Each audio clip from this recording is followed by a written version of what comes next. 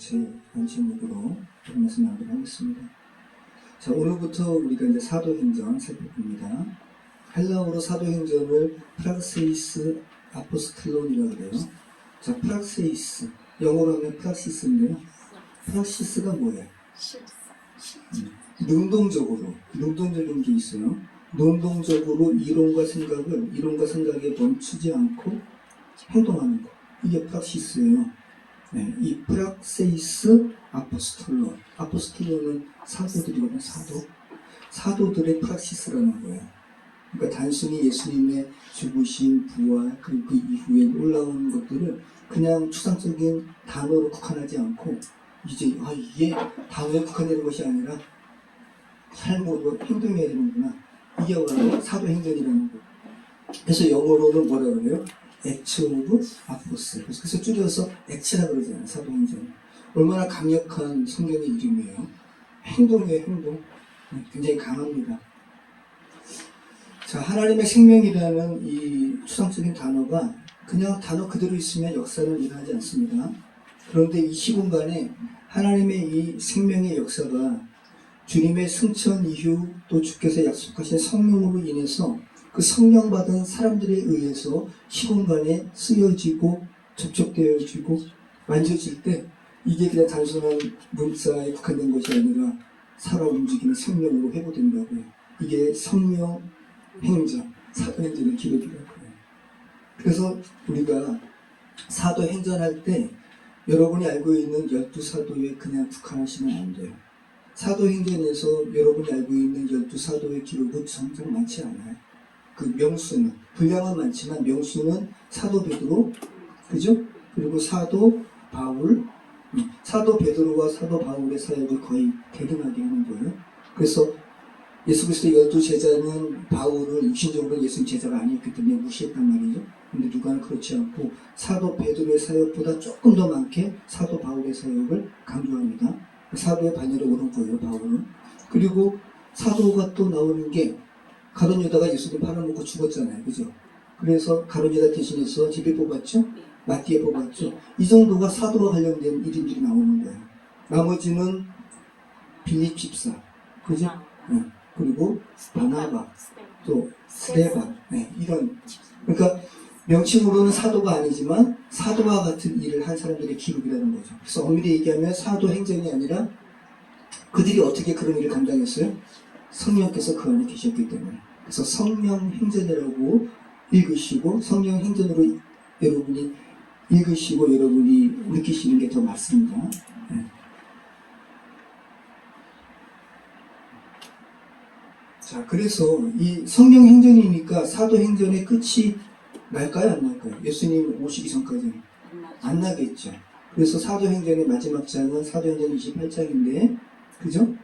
아주 왕성하게 복음을 전하는 구절로 그냥 딱 끝나버려요. 마침이네 이런 느낌이 아니라 뭔가 이상한데 라고 그런 부분에서 끝난다고요.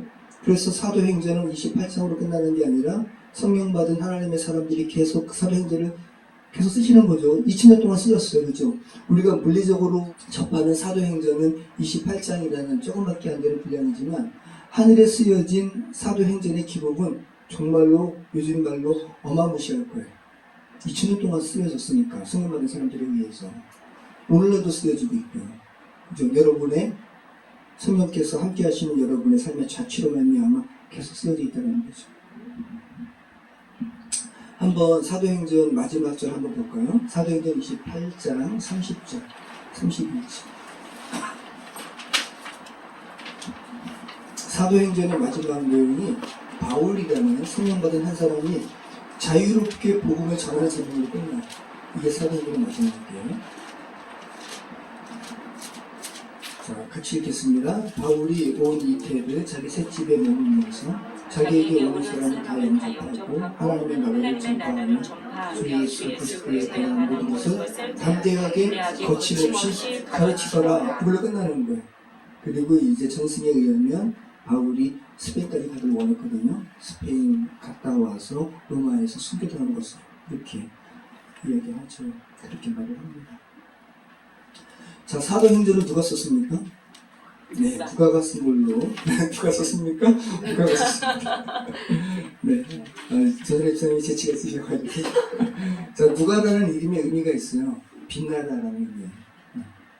자, 그리고 신약 성경 전체가 사도행전에서는 이 누가가 썼다는 말이 구체적으로 안 나와요. 근데 신약 성경 전체를 보면 누가가 썼구나. 그 사도행전 1장 1절에도 사도행전의 저자가 누구인지를 짐작하게 하는데 데오빌로라는 이름이 언급되고 있고 먼저 쓴 글에는 라고 하면서 누가가 쓴 것임을 그냥 상황이 말씀하고 있습니다. 자, 데오빌로는 어떤 의미가 있을까요? 데오빌로, 하나님의 친구죠. 그래서 필명일 수도 있고, 근데 당시에는 데오빌로라는 이름이 흔했다고 합니다.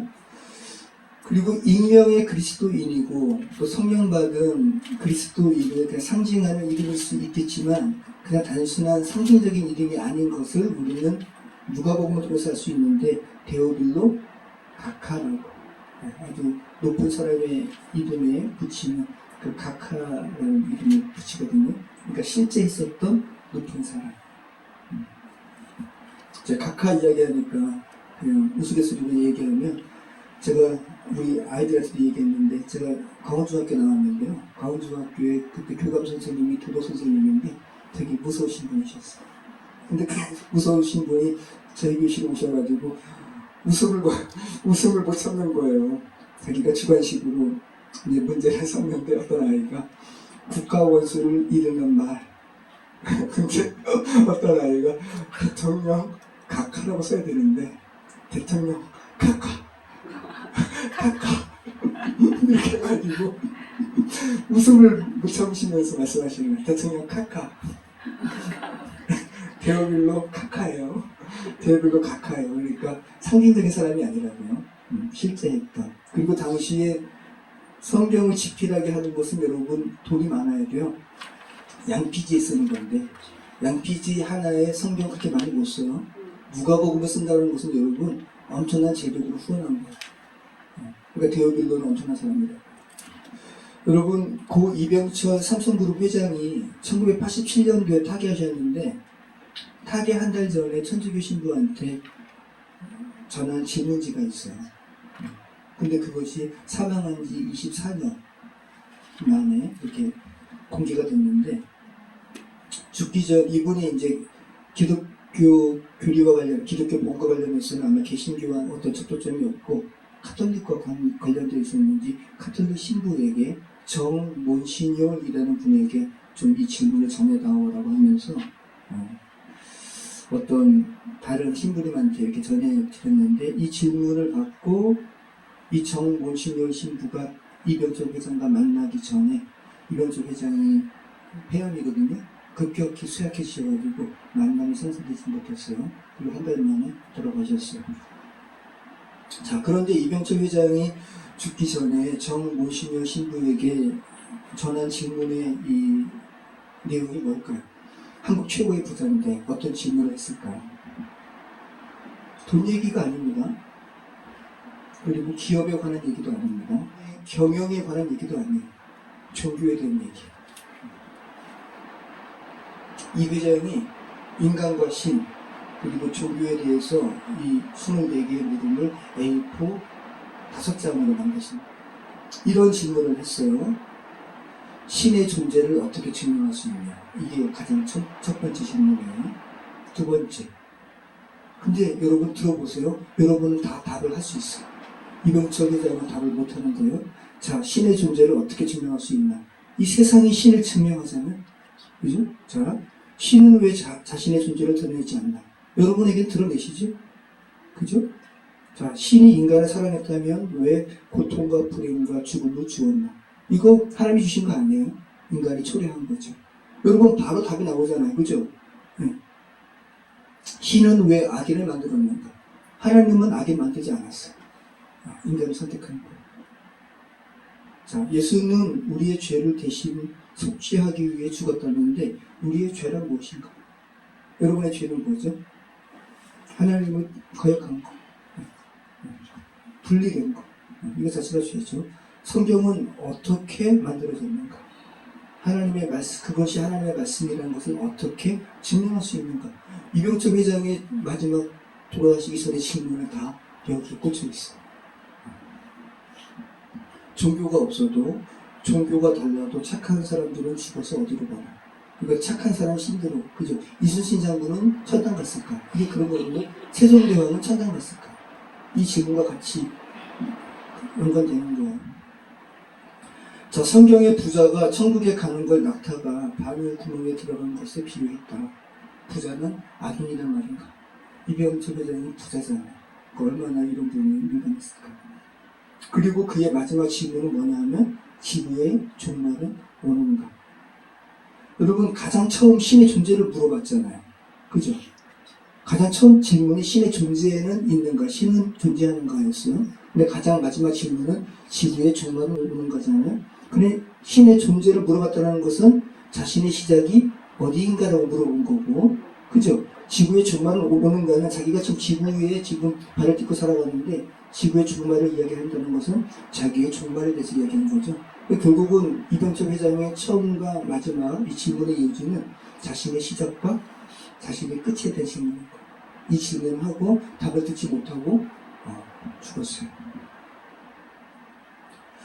만약에 이병철 회장이 조금 더 오래 사셨더라면 오늘 이 데오빌로처럼 누가라는 사람을 통해서 아주 성실하게 자세히 미루어 자기가 들은 바, 자기가 살핀 바를 예수 그리스도에 대한 얘기를 성실하게 적어서 데오빌로 각하에게 줬거든요. 이병철 회장도 그런 사람을 만났을 수 있겠죠, 그죠? 그 저와 여러분도 여러분의 어떠한 데오빌로에게 예수님이 어떤 사람인지, 그죠? 김혜수 권사님은 큰 언니에게, 그죠? 그죠? 그러한 어떠한 소명이랄까, 그러한 책임이, 인생의 책임이 저와 여러분에게 있는 거죠. 자, 이 데오빌로라는 사람에게 누가가 사도행전에 앞서서 누가복음을 통해서 그리스도가 누구인지를 자세히 설명했다라는 거예요. 우리 한번 누가복음 볼까요? 누가복음 1장 1절로 4절. 누가복음 1장 1절로 4절. 우리 같이 한번 읽어보겠습니다.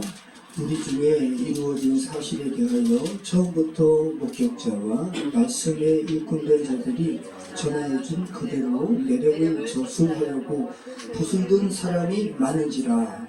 그 모든 일을 근원부터 자세히 미루어 살핀 나도 데오빌로 각하에게 차례대로 써보내는 것이 좋은 줄 알았느니 이는 각하가 알고 있는 바를 더 확실하게 하려 함이로라. 네, 누가가 각하라는 호칭을 받을 정도의 실력자 데오빌로라는 인물에게 헌정하는 거예요.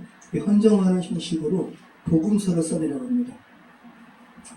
자, 여기서 뭐라고 표현합니까? 내가 자세히 미루어 살폈다라고 표현하잖아요. 이것은 나란히 곁을 따라갔다는 말이에요. 그러니까 예수님의 행적을 나란히 곁에서 따라가듯이 누가는 의사였어요. 그래서 굉장히 세밀하고 정교한 피치로 저술하고 있는 거예요. 자, 그래서 우리가 읽은 누가복음 1장 1절로 4절 말씀은 누가가 어떤 부분을 독자들에게 분명하게 말하고 있는데, 첫째, 예수 그리스도의 초기 기독교 운동에 대한 놀라움으로 인한 많은 사람들이 이 일에 대해서 관심 갖고 쓰려고 했다는 거예요. 굉장히 많은 예수 그리스도의 이 운동에 대한 초기에 많은 증인과 증언이 있었다는 거예요.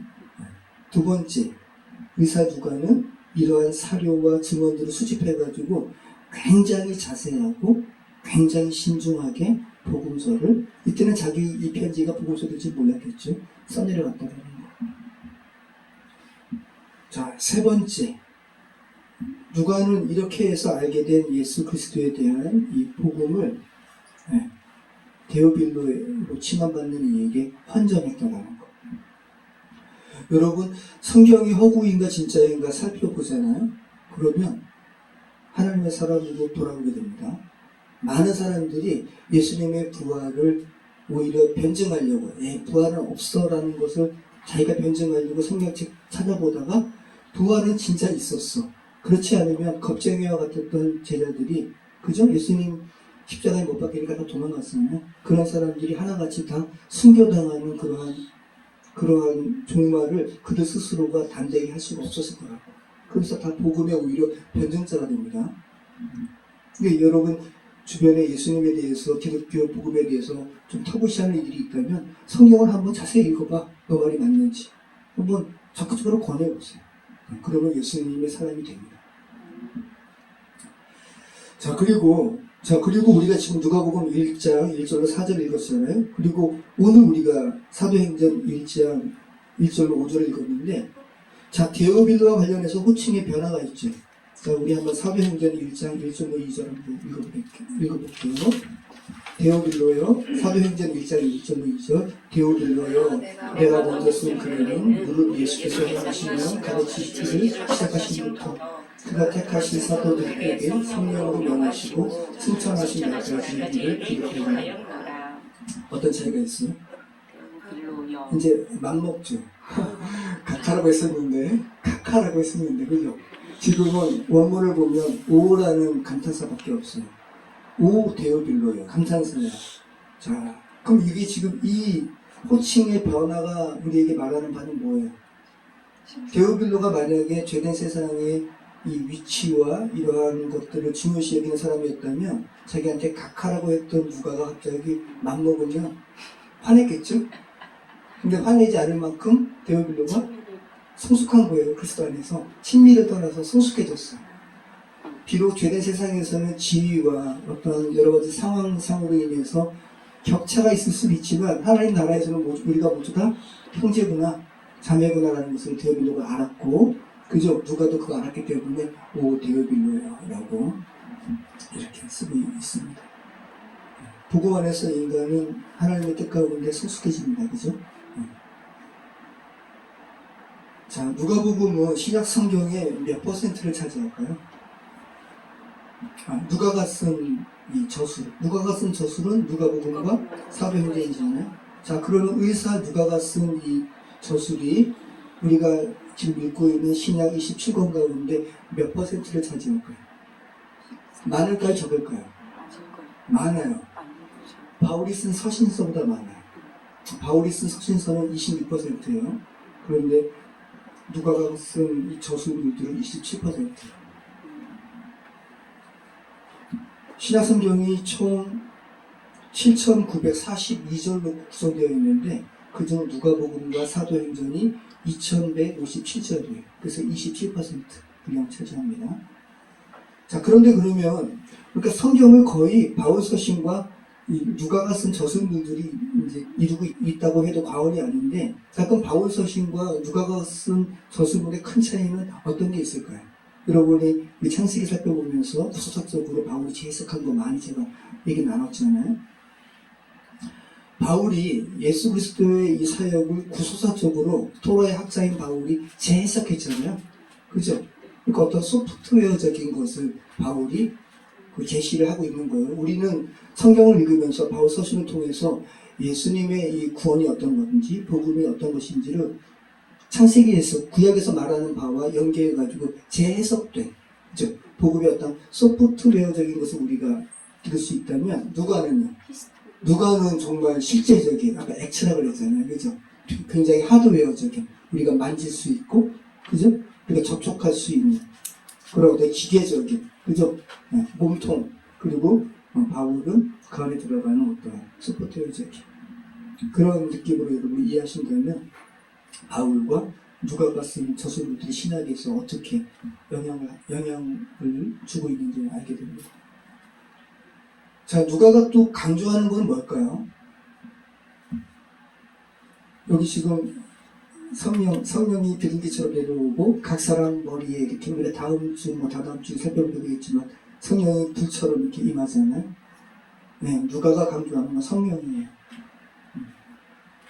그래서 누가복음에는 예수님을 어떻게 표현하고 있냐 하면 예수님께서 인간의 몸으로 오셨잖아요.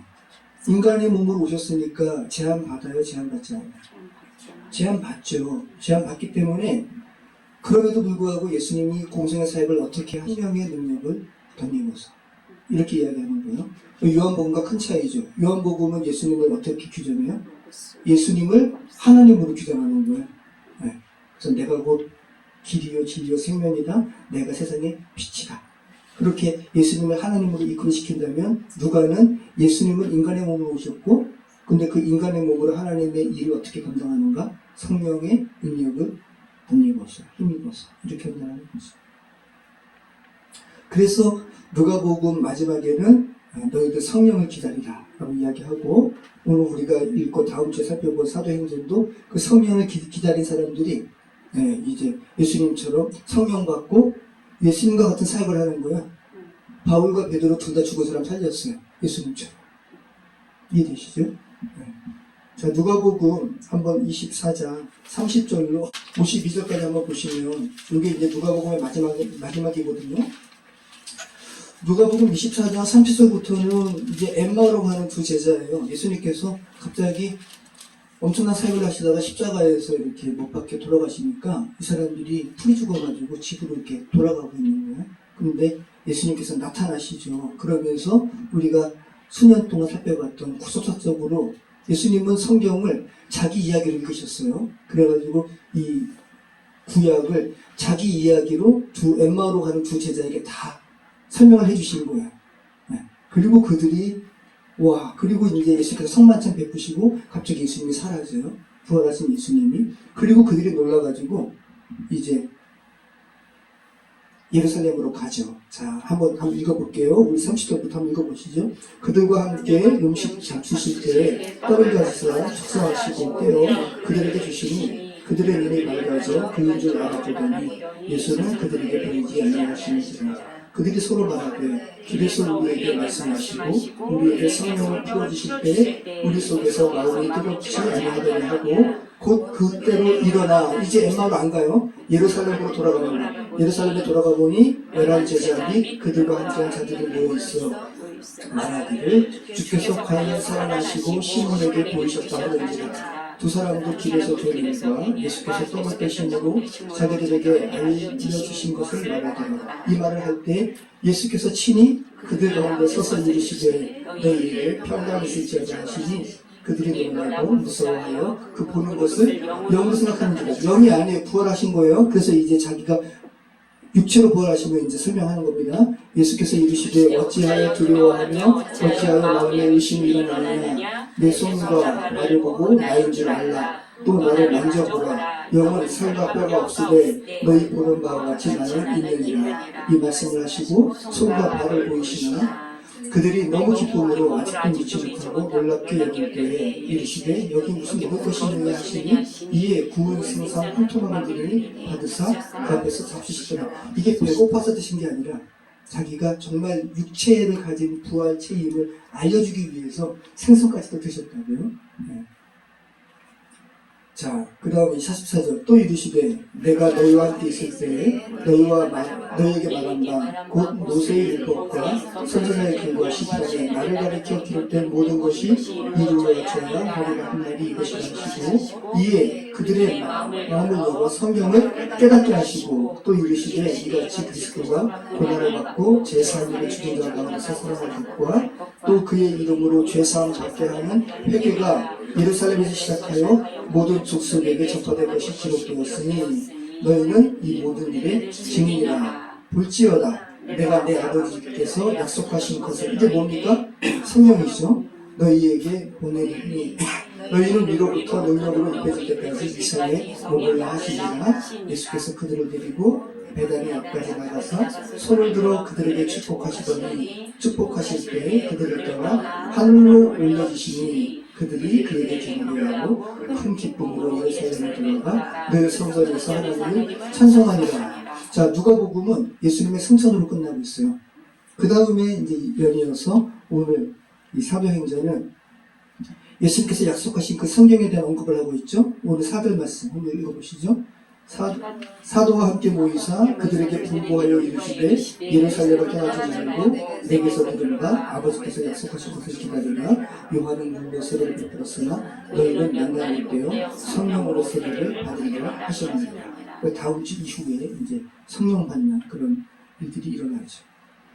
그래서 누가는 성령을 강조하는 거예요. 하나님이신 예수님도 인간의 몸으로 오셨다. 그래서 제한받은 인간의 몸에 하나님의 성령이 덧입혀져가지고 하나님의 놀라운 일을 했다라는 것을 강조하고 있어요. 그래서 성령이란 말이 마태복음은 12번 나와요. 마가복음은 6번 나와요. 요한복음은 11번 나와요. 그런데 누가가 쓴 누가복음과 사도행전은 누가복음은 16번. 사도행전은 몇 번 나올까요? 성령이란 말이에요. 사도행전은 성령행전이니까 50번 나와요. 그래서 누가가 쓴 저술물에는 66번 나오는 거야. 성령이. 그러니까 마태, 마가, 요한과는 확연한 차이가 있죠.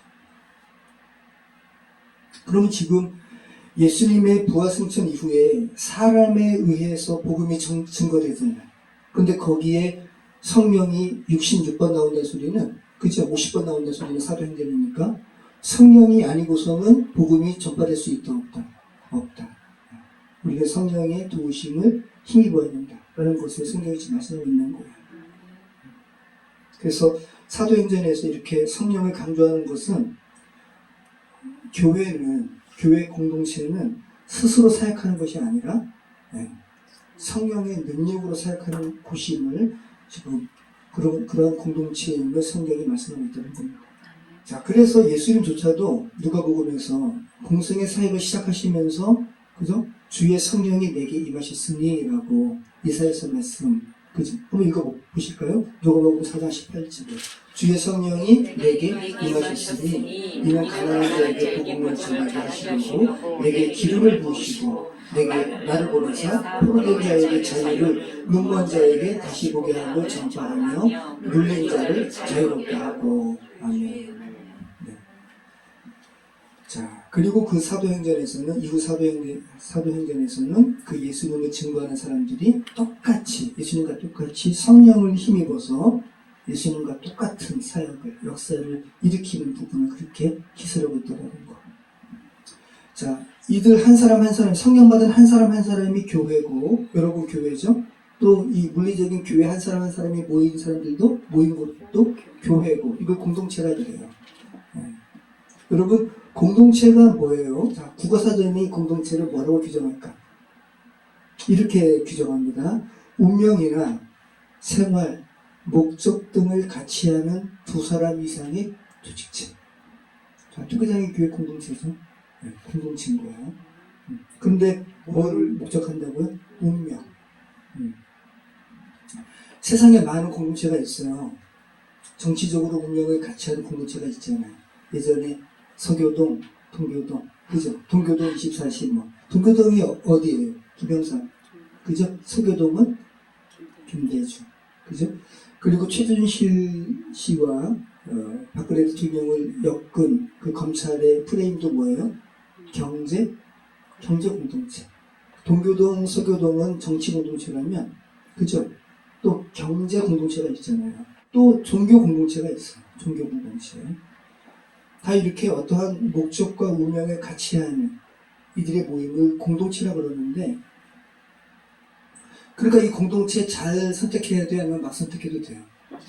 자신의 운명이 달린 건데, 그죠? 그러니까 어떤 공동체에 소속될 것인가 줄을 잘 써야 되겠죠. 그러니까 우리는 자기의 의지와 관계없이 어떤 공동체에 발을 내디딜 수 있고 그것이 자기의 운명을 좌지우지할 수 있다고요.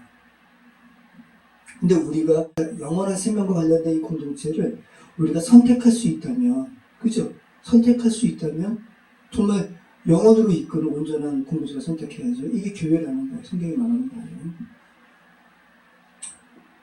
자, 기독교 공동체도 여러분 이렇게 굉장히 많은 공동체가 있습니다. 근데 기독교 공동체는 세상 공동체와는 질적으로 다르다는 거, 여러분 이것을 분명히 아시고, 기독교 공동체도 성격을 다 달리하는 여러 공동체가 있어요. 핵심은 똑같지만, 핵심은 다 아버지의 나라에 대한 이 분명한 목적이 있지만 이 세상에서 펼치는 그 모습들은 약간씩 다르단 말이죠. 헨리 나우엔이 소속한 공동체, 카나다에서 라루시 공동체, 이것은 장애인이지만 표면적으로 단순히 정상인이 장애인을 돌보는 이런 가치관이 아니에요. 제가 아까 찾아보니까 거기에 그 어떠한 주된 가치가 뭐냐면 서로 보여주고 바꿔주는 공동체라는 거예요. 그러니까 헨리 나우엔도 거기 그분의 글을 보면 그래요. 연약한 사람들을 보면서 자기가 막 이렇게 반성해요. 그리고 또 아프신 분들도 건강한 사람 보면서 또 이렇게 그렇게 서로 채워주고 바꿔주는 아주 의미가 있잖아요. 그죠? 이게 라루시 공동체. 저희가 새벽 기도 때 음악을 틀어주는 이 떼제 공동체. 떼제 공동체는 프랑스의 떼제 공동체잖아요. 그리스도의 분열을 극복하고 인류의 갈등을 극복하는 데 초점을 둔 공동체가 떼제 공동체. 그래서 제가 신대원 다닐 때 떼제 공동체를 제가 2번 갔거든요. 저기 마포구가 있어요. 한 번 가고 결혼 후에 아이엄마랑 한 번 가고. 제가 신대원 다닐 때 떼제 공동체를 갔을 때 전화로 이제 물어보니까 우리말 잘해요. 프랑스 수사가. 예, 어떻게 오면 됩니다. 그래요. 딱 갔는데 2층에 다락방을 안내하고 초를 이렇게 하고 그리고 이제 거기서 기도하는데 그날이 노무현 대통령 탄핵한 날이에요. 돌아가신 날이 아니라 그 전에 말도 안 되는 걸로 탄핵했잖아요. 근데 금방 그렇게 무효가 됐지만 그러면서 프랑스 수사가 관심 있는 거예요. 세상의 분열을 극복하는 데 관심 있으니까 오늘은 슬픈 날이라고 기도하자고 그러면서 기도해요. 이게 떼제 공동체. 자, 그리고 한국에 예수원 공동체 있잖아요. 저희 아이엄마도 거기 수련원으로 있었지만 예수원 공동체는 대체로 신부님이 그렇게 실험을 이야기해요. 실험. 어떤 실험을 이야기하냐 하면 기도의 실제적인 능력 여부를 그냥 실험해보자. 그래서 기도하는 거예요. 예수원 공동체는. 그리고 신자 생활에 있어서 3가지를 실험하게 하거든요. 하나님과 개인적인 관계에 대해서 실험해보라. 이거 하나. 그 다음에 기독교 공동체 안에서 신자 상호간의 관계를 실험해보라.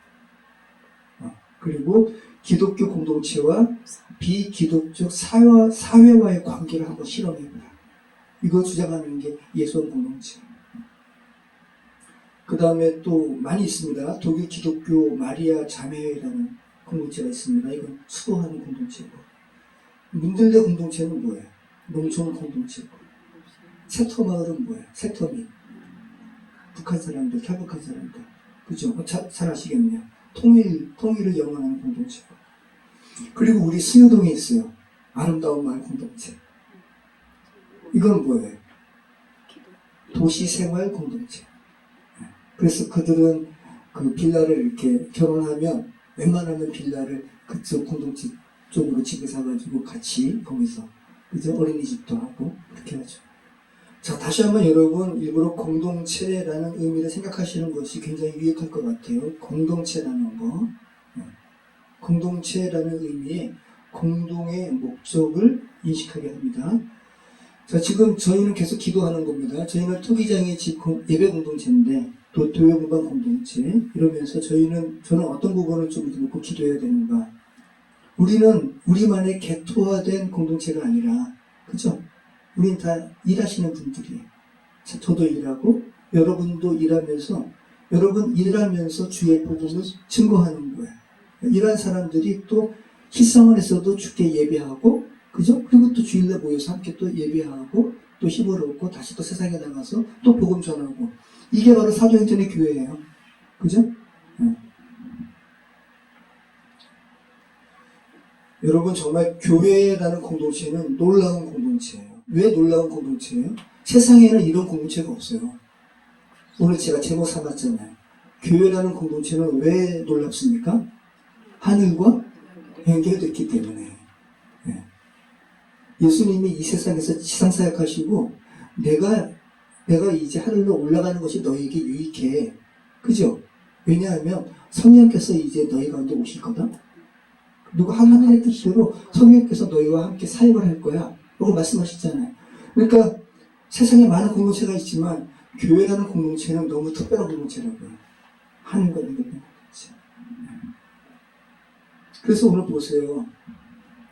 그래서 여러분이 교회로서 기도하시고 여러분이 교회로서 지금 김현수 권사님 가셔서 여러 가지 일을 하시잖아요. 그게 권사님 개인적인 일이 아니라 오늘 말씀의 제목과 맥락을 한번 생각해 보세요. 지금 김현수 권사님 하시는 일이 하늘과 연결된 일이라고요. 그죠? 이건 하늘과 연결된 일이에요. 여러분 다 모두 마찬가지예요. 너무 이거 생각할 때 정말 너무 거룩한 지기기임으로 우리가 불리움을 받은 거죠. 자, 보세요. 오늘 교회 공동체가 어떤 공동체인가? 다시 한번 사도행전 1장 1절로 자, 한번 5절까지 한번 다시 한번 읽어볼게요.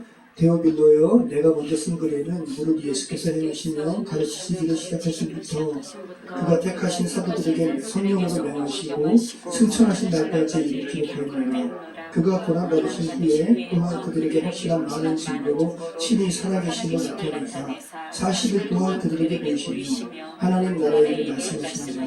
사도와 함께 모이사 그들에게 공부하여 주시되 예루살렘에 떠나지 말고 내게서 들은 바 아버지께서 약속하신 것을 기다리라. 요한은 물로 세례를 베풀었으나 너희는 명령을 못 성령으로 세례를 받으리라 하시느니라. 자, 보세요. 오늘 본문에서 교회 공동체에게 예수님께서 하신 일들을 보시기 바래요. 무려 40일 동안 부활하신 이후에 40일 동안 승선 전에 교회 공동체와 함께 하셨어요. 이 말은 교회 공동체가 어떤 공동체라는 거예요? 예수님의 부활을 증거하는 공동체라는 거예요. 그리고 40일간 또 뭘 하셨어요? 하나님의 나라의 일을 가르치셨어요. 설명해 주셨어요. 너무 놀랍지 않아요? 야, 분명히 이 예수님께서 부활 전에 40일 동안 함께 하셨던 사람들은 분명히 육신적인 한계를 가지고 있는 사람들인데 신이 부활하신 예수님께 하나님의 나라에 대한 말을 듣고 배우는 거예요. 교회 공동체는 하나님의 나라에 대해서 세상 사람들에게 설명해주고 가르쳐주는 공동체. 교회는 그 하늘의 일이 이 땅 가운데 실현된 또 당사자이기도 하고 실현해야 되는 또 공동체이기도 하고. 자, 그래서 지금 토기장이 집 요즘에 기도하면서 도회교실 하잖아요. 이것도 하늘과 연결된 일이죠. 그죠? 또 여러분의 각자의 직업을 통해서 접촉한 이들을 하늘과 연결시키는 일들을 하나님께서 여러분의 직임을 통해서 부여해 주셨다는 거. 그래서 매일같이 하나님, 성령 하나님 함께 해주셔서 제 입술과 행위를 통해서 하나님의 나라의 일들이 그들에게 알려지게 해주시옵소서. 또 예수 그리스도의 놀라우신 주되심에 대해서 증거하는 입술로 저를 사용해 주시옵소서. 그러한 삶이 되시기를 축원합니다. 사도행전은 이런 내용으로 가득 차 있습니다. 교회 공동체로서의 여러분의 사역은 하늘과 연결된 것이라는 거, 이 놀라운 사실을 늘 기억하시기 바랍니다. 기도하겠습니다. 참 좋으신 하나님 감사합니다. 정말 세상과는 질적으로 다르고 정말 세상에 그 많은 공동체가 있지만 교회는 너무나 소중하고 놀라운 공동체임을 다시 한번 알게 하심을 감사합니다. 하늘과 연결된 이 공동체에 부여해 주신 하나님의 사역, 또 우리 스스로 힘으로는 감당할 수 없사오니 성령을 저에게 보내주셔서 능력과 하나님의 나라의 일들을 세상에 알릴 수 있도록 전할 수 있도록 인도해 주시옵소서. 예수 그리스도의 이름으로 기도합니다.